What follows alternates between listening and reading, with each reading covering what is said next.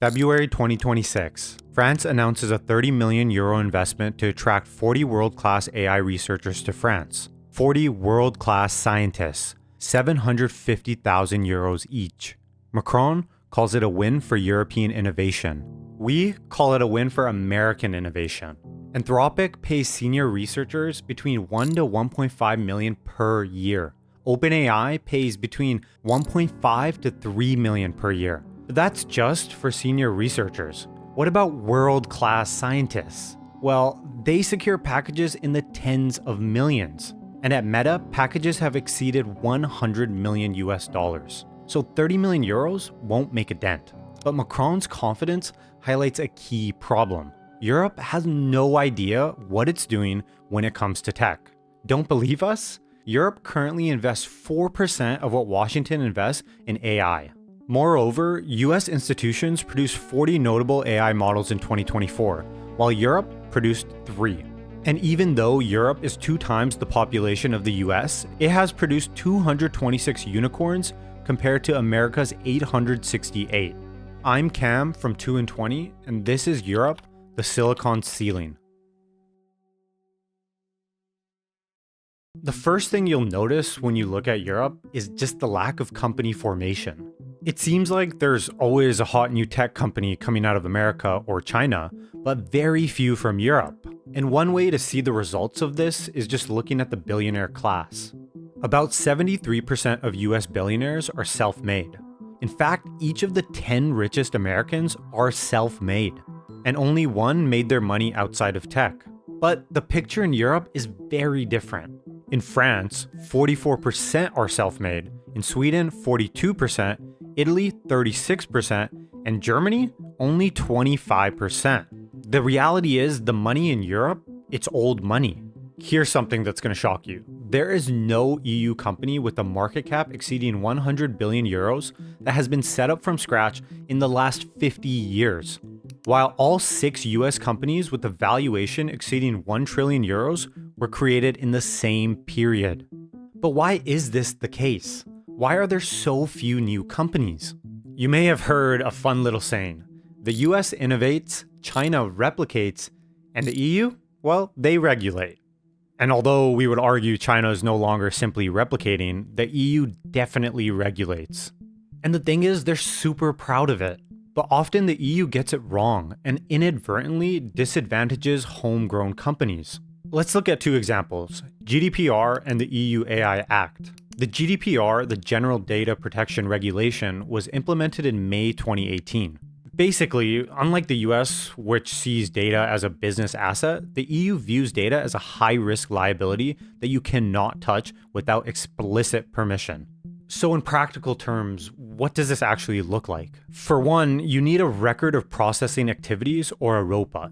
This essentially keeps track of every piece of data you collect, explains why you collect it, when it's collected, where it's stored, and notes policies on its deletion.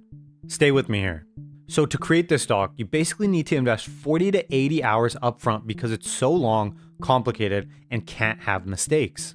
And to maintain this, a small business needs to spend $10,000 per year on software, 4 to 8 hours per month in labor hours, and have a legal consultant review the file 1 to 2 times per year, which can cost $3 to $7 grand. And if you're unlucky enough to get audited, well, you're likely to spend another $20,000 in professional services fees. But we aren't done. Companies must have a data processing agreement with every vendor they use to ensure those vendors also follow GDPR.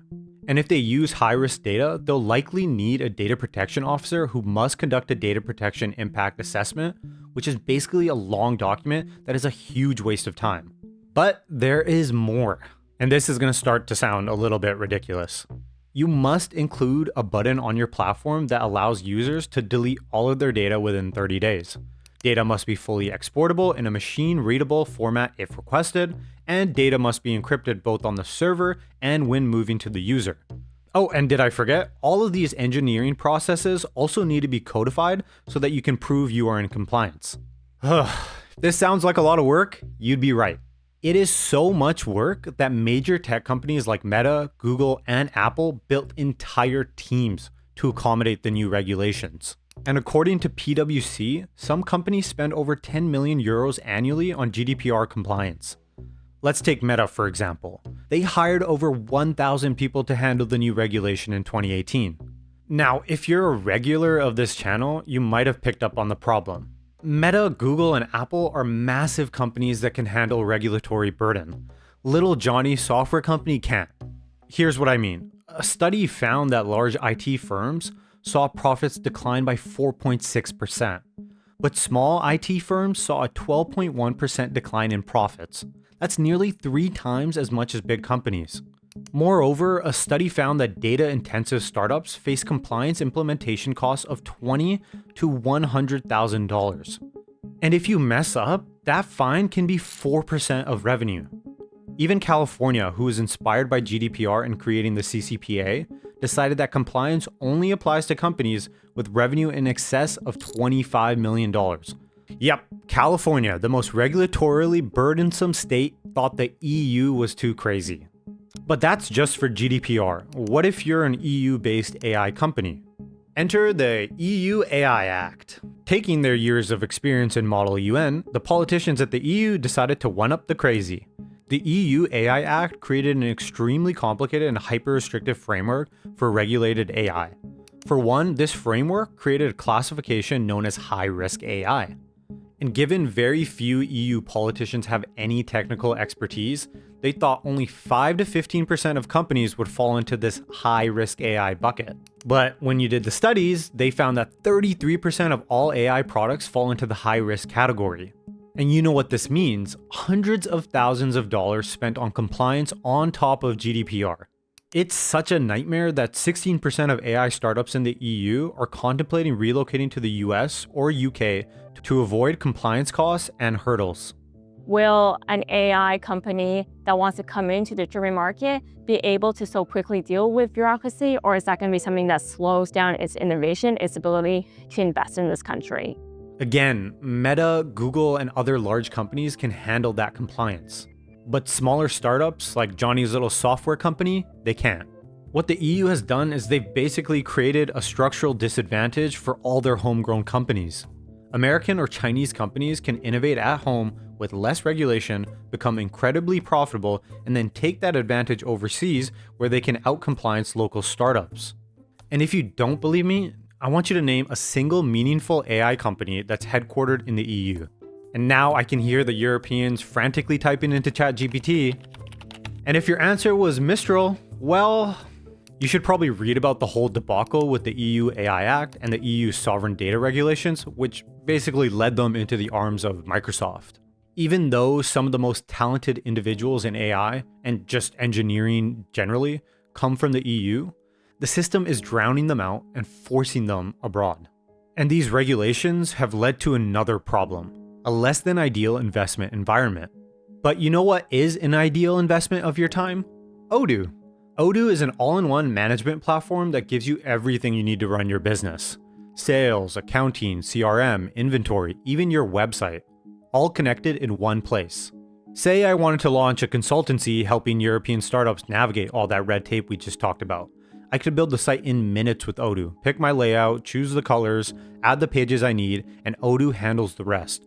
I can customize everything, text, image, design, and bring it to life with built-in animation. AI can even translate the site into French, German, Dutch, whatever market I'm trying to crack. So no 27 separate vendors required. From there, I can track leads, send quotes, manage clients, and take payments all from one dashboard. And you're not going to be duct taping 5 different platforms together. You're not going to be sitting through sales calls just to get a demo. Your first app is free forever with unlimited hosting and support. And now you can try any single app completely free or explore the full suite with a 15-day trial. No credit card required. Link in the description. Now, back to Europe's problems. To start a company, you need money, and often lots of it. But startups are quite risky, and banks generally don't like lending to 21-year-olds saying cracked every 5 minutes. To fill this gap, you have the Patagonia vest-wearing venture capitalist. These are firms that exist to back high-potential companies with the expectation that most of their bets are going to fail. But venture investors are in the business of making a return. They aren't a charity, and unfortunately, they are becoming super skeptical of Europe. Let's start off with regulations. Remember the GDPR regulation we mentioned? So a study found that GDPR led to a 21% reduction in investment deals led by US investors in the EU. That's $1.6 billion, or 53 times Emmanuel Macron announcements. And when you ask them why they reduced investments in Europe, the answer is almost always the same. It is a regulatory minefield.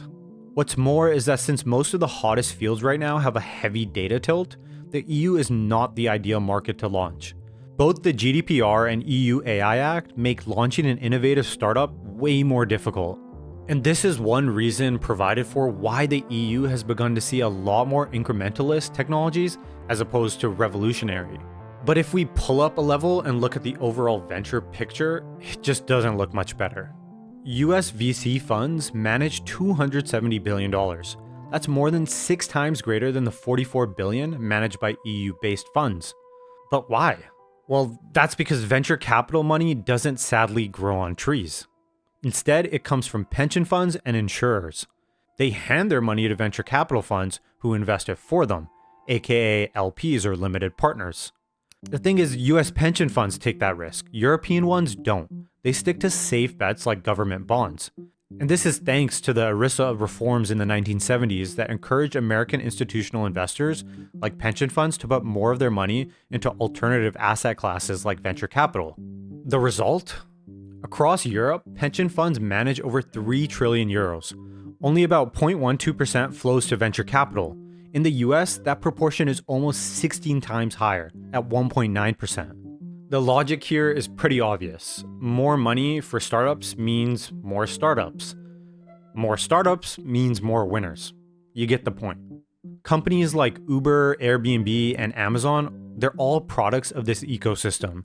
And you might be saying there are tons of successful European startups. What about Klarna, Spotify, or Bolt? Well, it's not impossible to succeed. But here's what I'd say to you.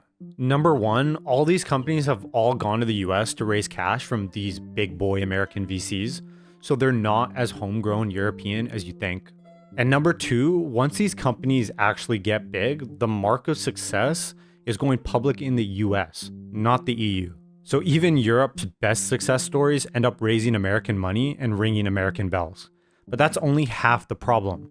Because if you wanted to build and stay in Europe, you're going to run into something more problematic.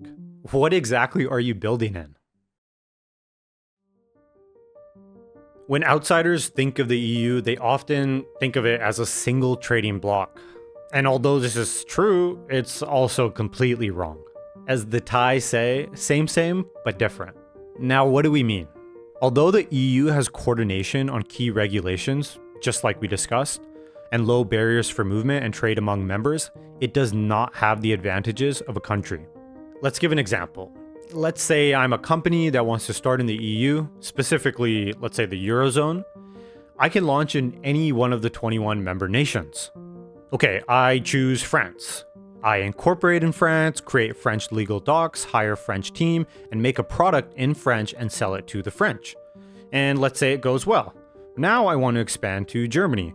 But Germany has a different corporate structure. Different legal documents are required, different regulations, and the locals, well, they don't speak French, they speak German. The same applies to the Netherlands, Italy, Spain, Portugal, etc., etc. There are 27 countries with 27 different legal regimes using their own unique issues, 24 official languages, major cultural differences, and more. How do you balance all these 27 countries, sometimes competing interests, and work together to work to be on the same policy? I think that is quintessentially Brussels' problem. The European Union will constantly see these competing interests amongst its member states impeding its ability to work towards its economic goals, its defense goals, its political goals.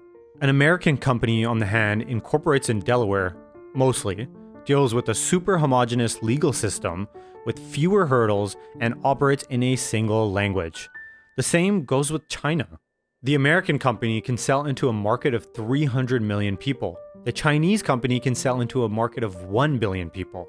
But the biggest market a European company can sell into before having to deal with the issues of EU fragmentation is Germany, which is only 80 million people.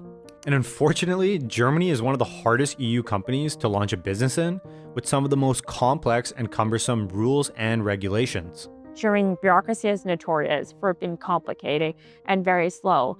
And how do you get businesses to thrive, new businesses to thrive in a country like Germany when you have that bureaucracy?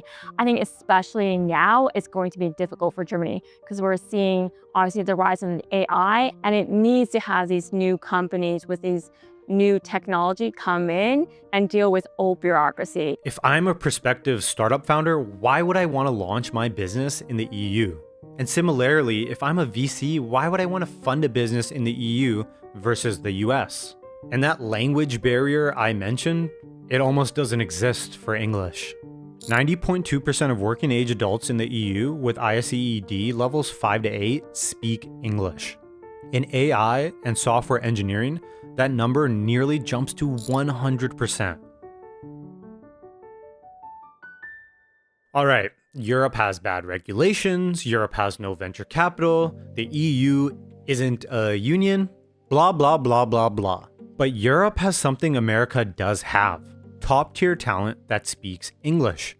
You won't believe this, especially since we've been bashing Europe for the last few chapters, but Europe actually has about 30% more AI talent per capita than the US. But where does this talent go? Well, a lot of it goes to the US.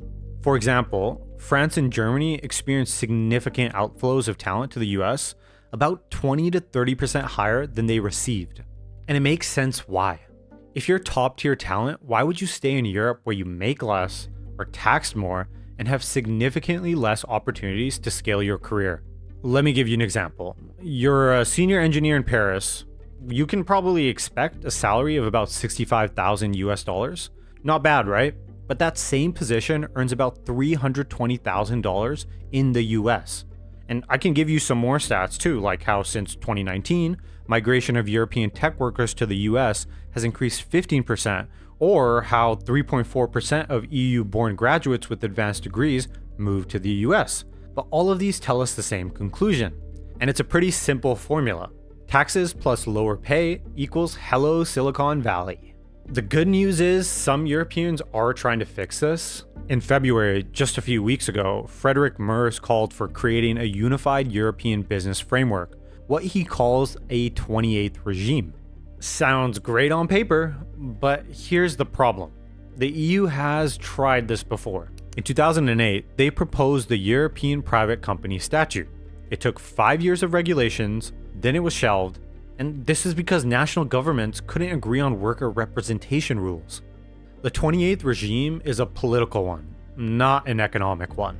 You're asking 27 countries to voluntarily give up regulatory control over their own markets, 27 parliaments, 27 set of lobbyists, and 27 reasons to just say no.